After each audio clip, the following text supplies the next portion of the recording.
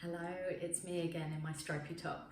Now we're going to be focusing on the feet today. So you need to go find yourself either a spiky ball, rolling pin, tennis ball, peanut, feel free to ask if you want to know what that is, or a golf ball, but bear in mind that the golf ball is particularly sadistic. So go for something that's got maybe a bit of give. I've known people to use cat toys and tumble dryer balls. So get creative, find something that you can roll underfoot, and then start this video again. We are going to be releasing the fascia underneath the sole of the foot and then doing some gentle stretches to get into the lower calf muscles and then into the upper soleus and gastrocnemius. So yes, let's start. Now you're in control. You choose how hard you press into those feet. Okay, so I don't want any emails telling me that was a bit much. It's up to you how much you do with this one, okay? So I'm going to stand up and you can still hear me, but I'm going to be showing off my feet. Check out the socks. Minnie Mouse. Right. I love my grippy socks. So we are starting slow. Please hold on to something if you need to for balance. Supporting leg could be slightly bent as well, just have an awareness of what your postural alignment is doing, and then let gently roll whatever you've got underfoot.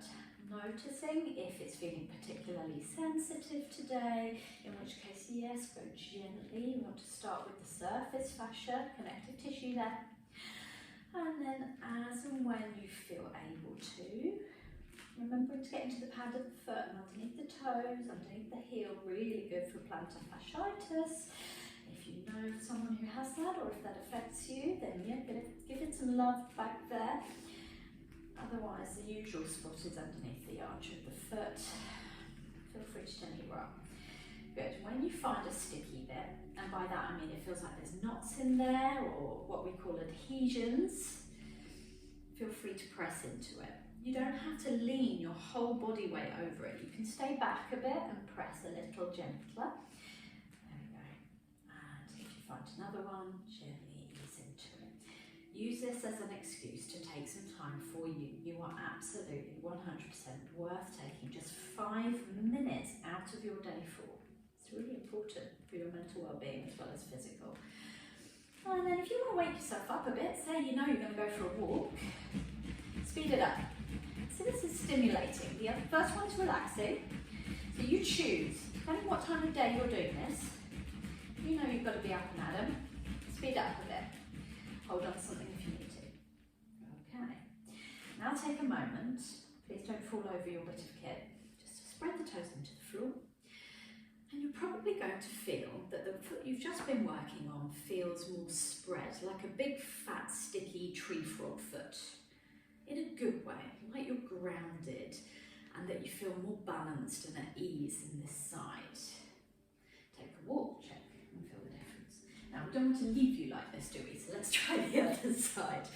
Right, take it easy. Nice and slow to start off with. And I'm going to talk at you whilst you do it. So we start slow. In the usual spots, try the heel, try the arch of the foot, underneath the pad of the foot and underneath the toes. You keep going.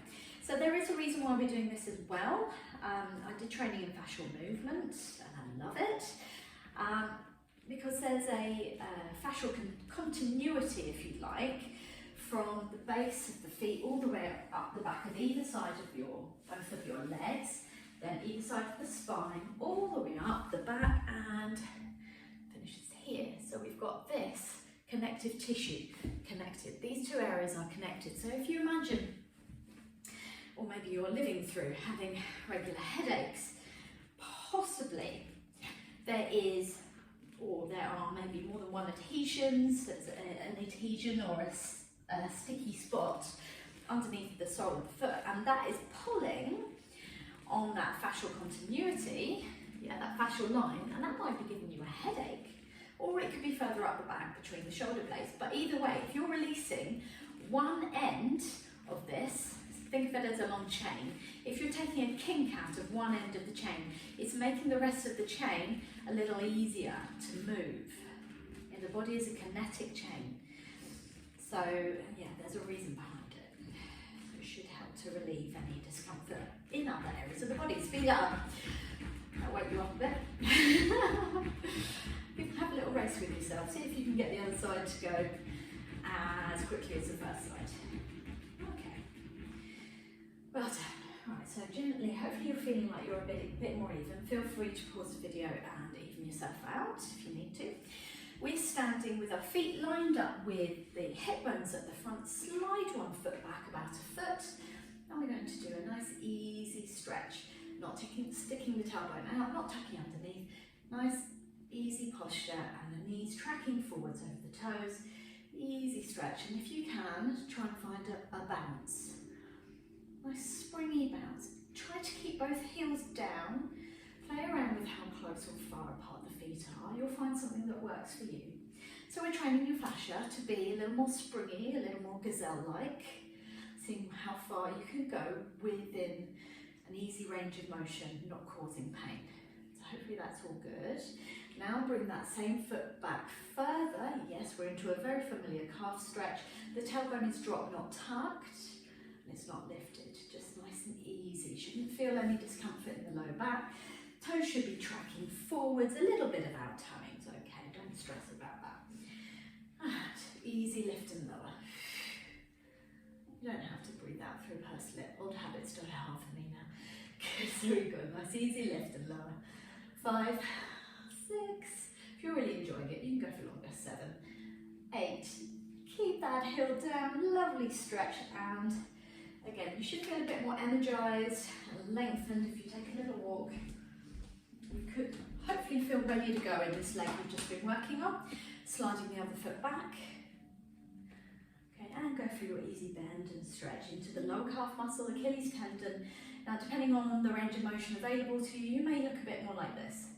I've got quite long Achilles, so I can go a bit lower.